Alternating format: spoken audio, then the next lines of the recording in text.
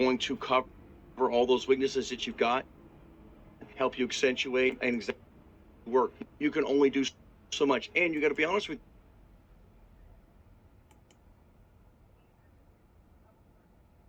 force management company. You can only do so much as one person. That's right. How important was it for you learning how to master delegation, bringing other people and building teams? How important is delegation? Let's put it this way. How important is it? My company will do $300 million this year in revenue, right? If I were still doing it all myself, we might do three, right? One guy can only, or gal can only do so much. I don't care how talented you are, I don't care how hard you work. You can only do so much. And you got to be honest with yourself. You have weaknesses, right? That's the truth. You have strengths, and that's great. You've got to build a team around you that are going to cover all those weaknesses that you've got, help you accentuate and exaggerate your strengths that you have. But at the end of the day, if you don't have a team that's executing with you and on your behalf, number one, you're going to work for the rest of your life. So I wouldn't call you an entrepreneur. I would say you're self-employed. You're not building a company that's going to grow and scale and live beyond you. You're not building anything lasting. All you did was create a job for yourself. And by the way, that's great. I know some people that do a very, very good job, and they have a very nice living doing just that. But if you're going to be an entrepreneur, if you're really going to build a business, which I think is create something that lives beyond any one person, you got to know how to motivate and inspire a team around you. In other words, you got to stop being an employee entrepreneur. A lot of people, they work in the business. Yeah.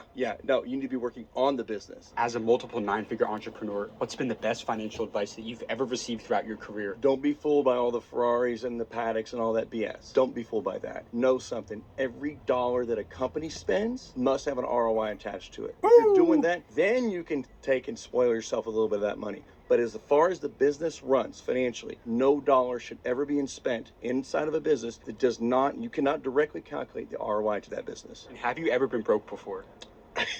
I think every entrepreneur has been broke before, 100%. By the way, there was a point in time, I'll never forget this. I'd actually made about $3 million that year. I think I was 28 years old. Every dollar that I made had to stay in the company, but yet I had to pay income taxes on that money. So I owed like $950,000 in income taxes on that money, and I had like $10,000 in the bank in my personal account. So yeah, I was definitely broke growing up for sure, and I'm proud of that because I think had I not gone through that path and growing up that way, I don't think I would have understood people the way I do. I don't think I would have had the grit, desire, and perseverance that I have today. So that's easy to talk about. What people don't really understand is that you can make a lot of money as an entrepreneur on paper and be broke financially, personally, because every dollar that you're making, if you're doing the right thing, it's got to stay in the company to be able to grow it. It takes money to make money, like I said. How did you get the money to start your business? Like, did you have a lot of money when you started? No, we had no money. So you have to beg, borrow, and steal when you're starting it out, right? Especially when you have no money. So, I mean, you're literally winging it, robbing from Paul to pay Peter, trying to grow it, trying to find just enough money to cover your expenses to get through each month and then build up those retained earnings. So, I mean, we had to take out high interest loans. I call it loan shark money back then, but it was like your factoring your invoices. It's like 21% interest